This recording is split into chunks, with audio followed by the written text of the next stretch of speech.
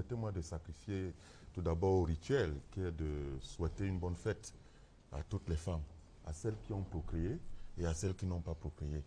Parce que ne pas procréer ne traduit forcément pas une sécheresse de l'amour filial. Donc je salue toutes les femmes. Particulièrement, je vais saluer donc ma mère qui est ici à Yaoundé avec moi, et puis à JV qui se reconnaîtra. Très bien.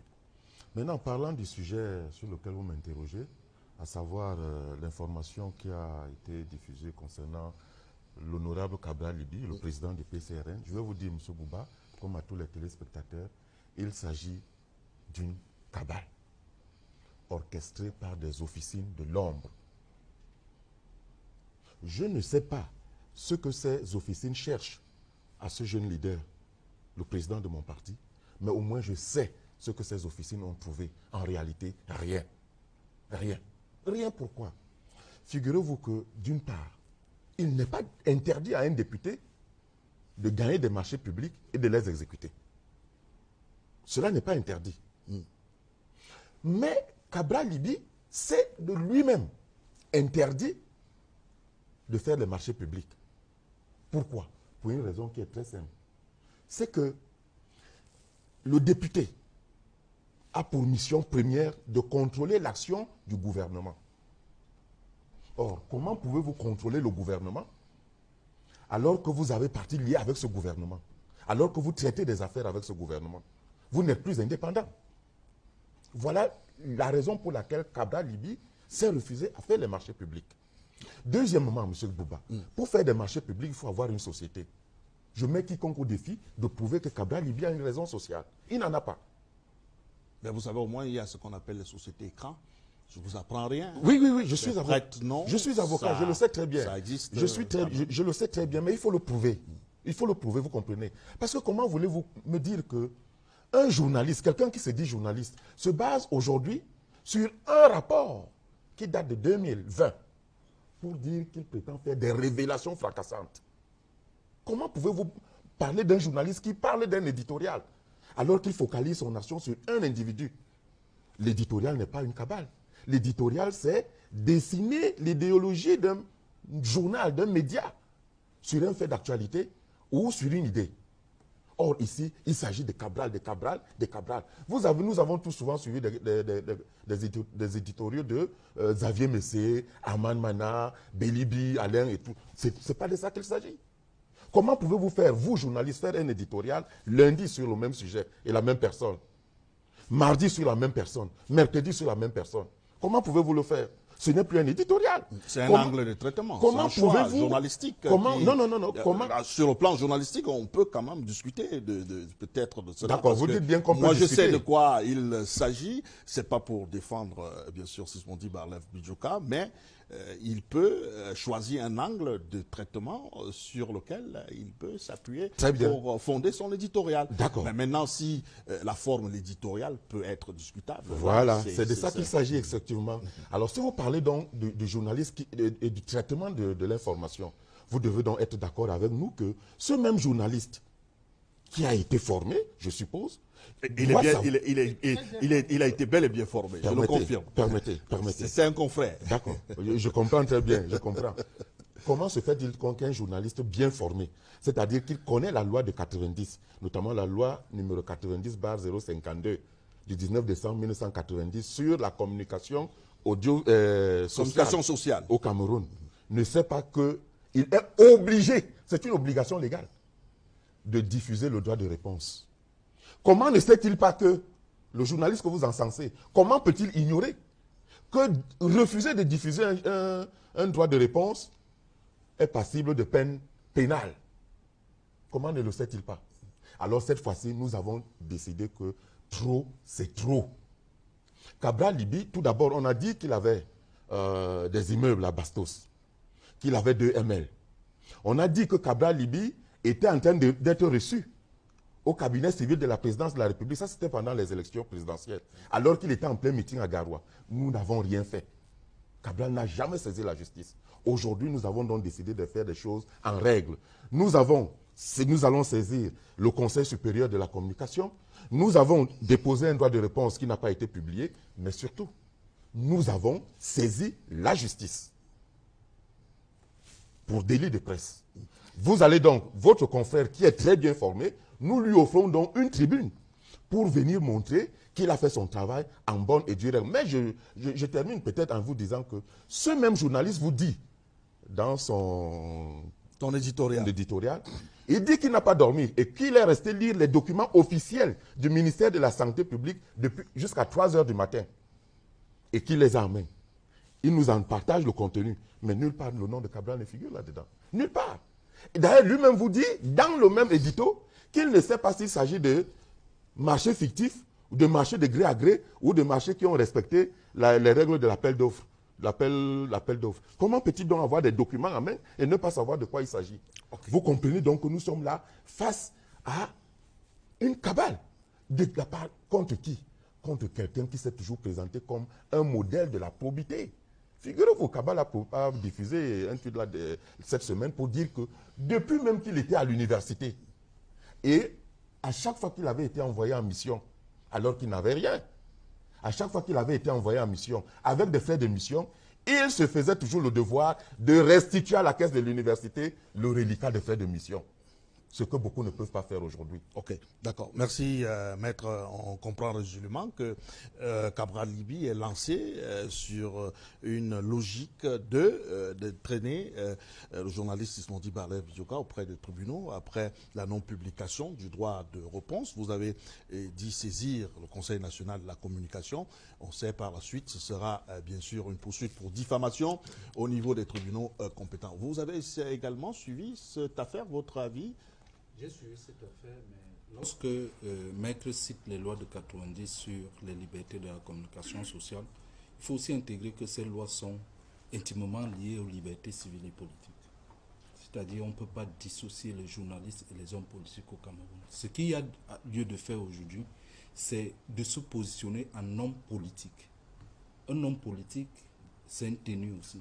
Cette tenue-là n'appelle pas forcément l'emprisonnement ou bien la quête d'emprisonnement de la liberté d'expression d'un journaliste. Je le dis parce que on peut tout dire dans ce pays, mais vous pouvez voir des journaux qui, à longueur de journée, s'en prennent depuis au président de la République. Ils disent tout ce qui est bon et ce qui est mauvais. Il fait avec. Je dis intitulé personnel, il fait avec. Vous pouvez également voir le journaliste que vous citez. Il fait des choses. Il y a d'autres acteurs politiques qui ont été victimes de cette action que vous appelez. Moi, je le dis parce que... Et qui ont bastonné ce journaliste? Laissez-moi aller. Je continue à vous dire... Mais dites la vérité. Allez droit au but. Je suis journaliste. Qui ont bastonné ce journaliste? Je suis aussi... Vous n'avez pas qu'à me forcer à dire cela. Voilà, je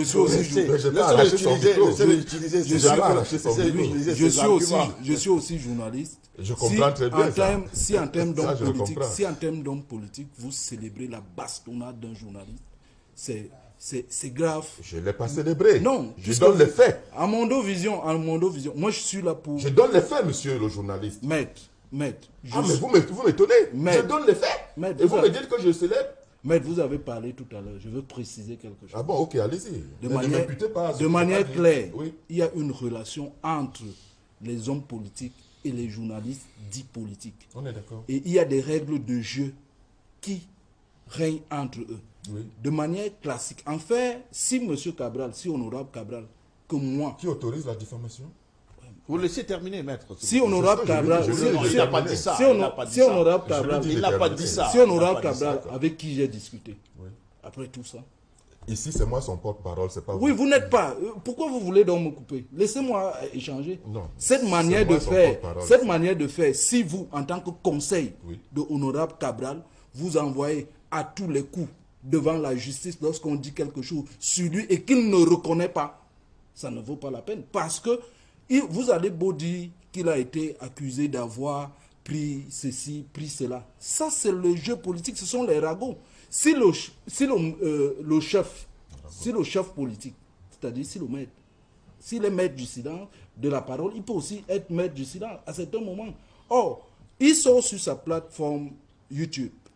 Vous les avocats, vous revenez après et vous engagez. Or, il y a le Conseil national de la communication qui peut sanctionner ce journaliste, peut-être pour une énième fois, mais dire qu'on va bâillonner les journalistes, ce n'est pas un bon présage pour l'acteur politique. La trajectoire de M. Cabral est longue, elle est ouverte. Et Cabral connaît, je termine par là, lorsque vous dites que c'est une cabale, Cabral connaît le fonctionnement des journalistes politiques au Cameroun. Ils peuvent engager des séries pour faire, entre guillemets, ce qu'on appelle dans notre environnement la talakou. Ça existe. Oui. Et il y a aussi de l'autre côté les kilaves. Et ça, c'est notre presse. Cette presse-là, les hommes politiques doivent nous aider. Et peut-être vous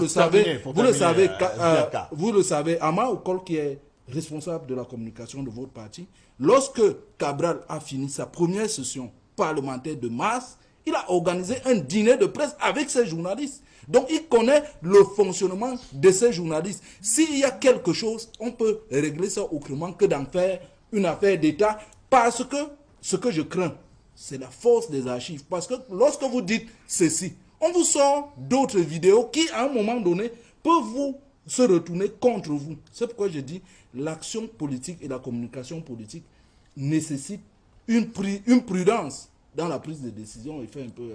Oui, d'accord. À titre exceptionnel, vraiment, allez-y, c'est pas le débat. Je suis d'accord avec vous, monsieur le journaliste. Merci. Et je comprends que vous défendiez votre chapelle. Je ne défends pas le Mais je suis d'accord avec vous aussi.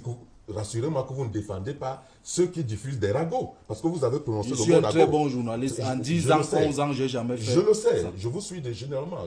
C'est pour ça que je m'étonne. Voilà. Vous devriez plutôt militer pour que de votre corporation soit extirpée les bébés galeuses. Et quand vous dites que Cabral Libi devait régler ce problème en interne, comment régler le problème en interne lorsqu'on vous demande de proposer au public un droit de réponse et que vous refusiez? De quelle façon Cabral aurait-il encore pu procéder? Et puis je termine par là. Vous êtes d'accord avec moi? Voilà. Alors, je termine par là. Je vous ai dit que depuis que Cabral Libi est entré dans l'arène politique, c'est la toute première fois qu'il engage des procédures contre un journaliste. Parce que figurez-vous aussi, nous ne parlons pas de duplex ou de ML cette fois-ci. Nous parlons quand même des faits d'une extrême gravité. Cabral Libi ne voudrait pas traîner quand même un soupçon qui pèse sur sa tête comme une épée de Damoclès. Il s'agit des faits qui accusent des gens qui sont supposés avoir détourné d'énormes sommes. Il s'agit des vies des populations. Le sujet, le sujet je vous rappelle que tous les acteurs politiques, vous avez parlé du président Biya, je suis avocat, je peux vous le dire, sur la base de la même loi de 90, j'ai suivi des procès. J'ai défendu Pius Djawé, Séverin Tchouke et l'Air Média contre le président de la République qui les poursuivait pour des délits de presse. D'accord, on revient. Donc vous ne pouvez pas dire que si Cabral Libi engage une action aujourd'hui, ça veut dire que l'avocat que je suis ou le conseil que je suis, je l'encourage à systématiquement. Non, ce n'est pas de cela qu'il s'agit. D'accord, merci. Je suis content que nous soyons d'accord là-dessus. Merci, maître. On va revenir peut-être sur ce sujet quand on parlera de ce scandale sur Covid Gate. Mais je vous propose de marquer une pause avec cette contagion au ralenti, justement, de la Covid. Le Cameroun qui semble tenir le bon bout face à la Covid-19. Seulement 1226 nouveaux cas enregistrés en l'espace d'une semaine, en date du 19 mai 2021. Alors qu'il y a encore peu, la maladie faisait plus de 3000 victimes en 7 jours. Le rythme de contagion est au ralenti, même s'ils sont encore nombreux. Ces patients qui succombent au Covid-19, 40 au total, ont donc perdu la vie entre le 12 et le 19 mai dernier. Je vous propose ce reportage qui porte la griffe de Karel Mesatiatou.